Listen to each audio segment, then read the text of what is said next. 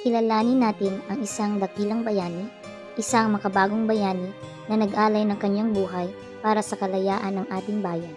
Siya si Dr. Jose Rizal, isang tanyag na manunulat, manggagamot at isang makabayan na ang buhay at kamatayan ay patuloy na nagbibigay inspirasyon sa ating mga Pilipino.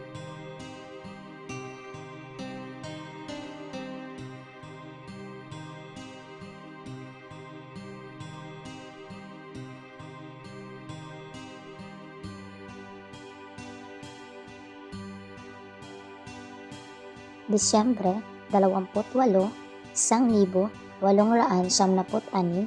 matapos ang paglilitis kay Rizal sa harap ng Spanish Military Court Martial, sina Gobernador General D. Polavieja at Kapitan Rafael Dominguez ay nilagdaan ang dokumentong nagpapatunay sa hatol na kamatayan kay Dr. Jose Rizal na nakatakda noong Disyembre 30, 1896 sa Bagong Bayan Field.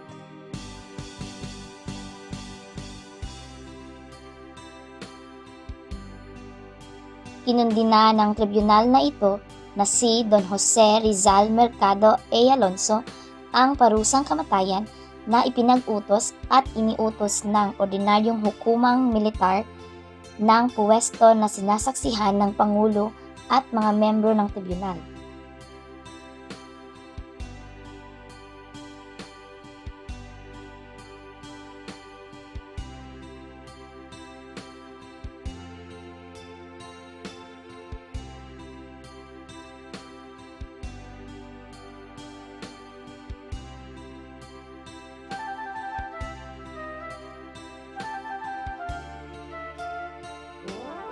Samantala, sa kulungan ni Dr. Jose Rizal, sinubukan ni Lieutenant Andrade na makipagtalo sa kanya sa kinalabasan ng kanyang kaso at nagsalita.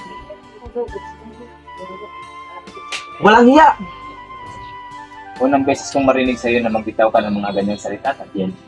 Kapag magaling ka. Hindi patas ang nangyari. Hindi nila tayo pinagbigyan ng sapat na pagkakataon ipagtanggol ang kaso. Minanipula nila ang paglilitis. Ginamit lang nila tayo. Ano ba naman kasi, Tapiel? Galit na galit ka. Kung sa totoo lang, ako pa ang mamatay. Buti na lang may lakas ka pang magbiro.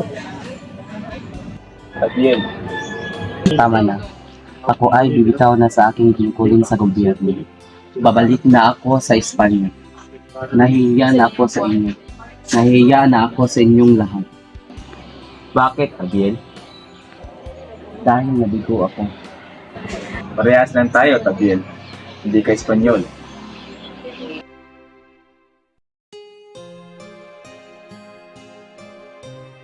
Samantala, sa bahay ni Gobernador General Polavieja, si Doña Teodora Alonso ay lumuluha ang mga mata at takot na lumapit sa mga bantay at nagsalita.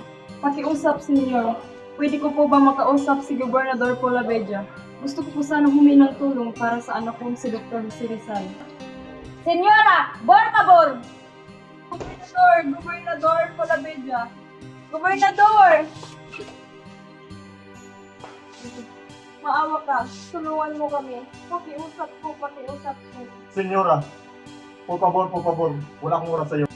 Sa kabilang banda naman, ang mga katipunero ay nagtitipon at nagpaplano na iligtas si Dr. Jose Rizal sa mga Kastila sa lalong madaling panahon. Ninanais nila Bonifacio na lumusob sa lalong madaling panahon upang mailigtas si Rizal, subalit ang kapatid ni Rizal na si Ponciano ay tumutol sa pag-aaklas na ito. Ibig man ng kanyang puso na iligtas ang kanyang mahal na kapatid, ngunit si Dr. Jose Rizal na ang ayaw at hindi nais na ipagsapalaran ang kanilang mga buhay. Punitin ang selula! Disyembre 29, 1896, dinala si Dr. Jose Rizal sa kapilya kung saan siya maghihintay sa bukang liwayway ng araw na dalhin ang kanyang kamatayan. Mula noon ay nagsimula siyang magsulat ng mga liham, partikular sa kanyang pamilya, sa kanyang mahal na kapatid na si Ponciano, Aking mahal na kapatid, sa loob ng higit na maraming taon, hindi tayo nagkita o sumulat sa isa't isa. Hindi dahil sa kawalan ng pagmamahal sa iyong bahagi o sa akin, ngunit dahil sa pagkakakilala natin sa isa't isa. Hindi na natin kailangan ang mga salita upang maunawaan ang isa't isa. Ngayon, na malapit na akong mamatay, iniaalay ko sa iyo ang mga huling linyang ito para sabihin sa iyo kung gaano ako nagsisisi na iwan kang mag-isa sa mundo. Pasan ang pasanin ng buong pamilya at ng ating mga magulang. Naiisip ko ang hirap na pinagdaraanan mo. Tulungan mo ako sa aking karera at naniniwala ako na sinusubukan ko ang aking makakaya na huwag mag-aksaya ng oras. Kapatid, kung ang bunga ay mapait, ang kasalanan ay hindi akin, ngunit ang tadhana. Mula noon, dumating ang mga bisita upang makita siya bago ang kanyang nakatakdang kamatayan.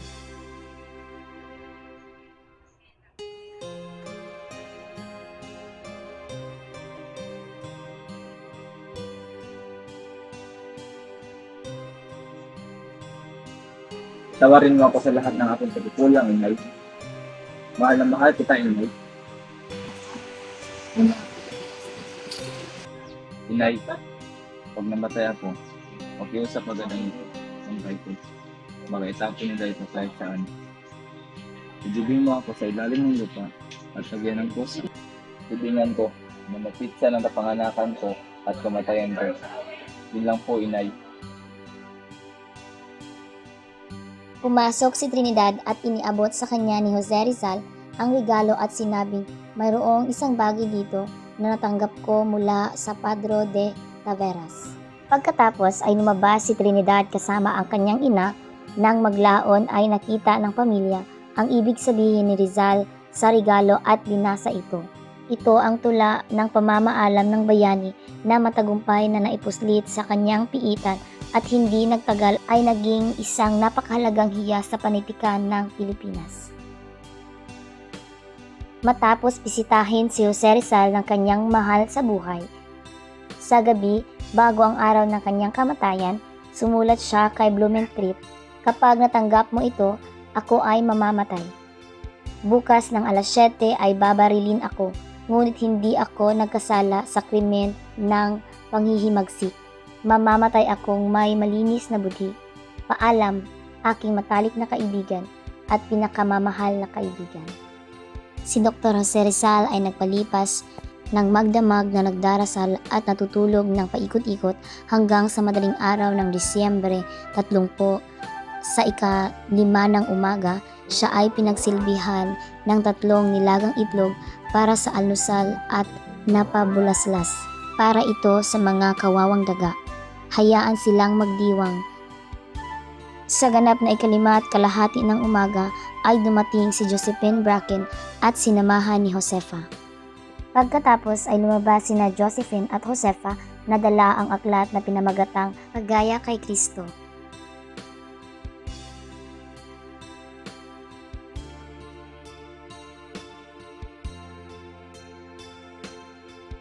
Upang higit na hiyain siya, isang puluton na binubuo ng mga sundalong Pilipino ang inutusang gumawa ng pamamaril. Sa likod ng mga Indio ay nakatayo ang isang linya ng mga sundalong Espanyol handang tiyakin sa kanilang mga baril na ginagawa ng mga sundalong Pilipino ang kanilang trabaho.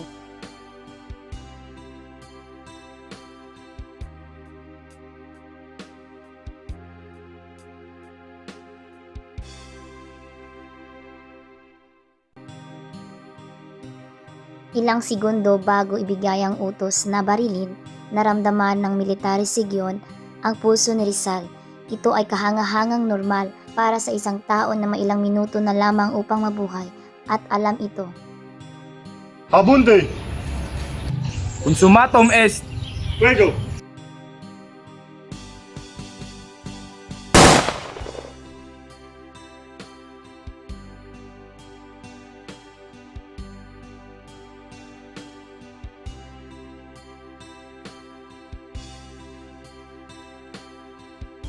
At sa pagtatapos ng paglalakbay sa kanyang buhay at kamatayan, hindi lang si Rizal ang nagwakas, kundi pati na rin ang isang yugto ng pagkikibaka para sa kalayaan at tangal ng ating bansa.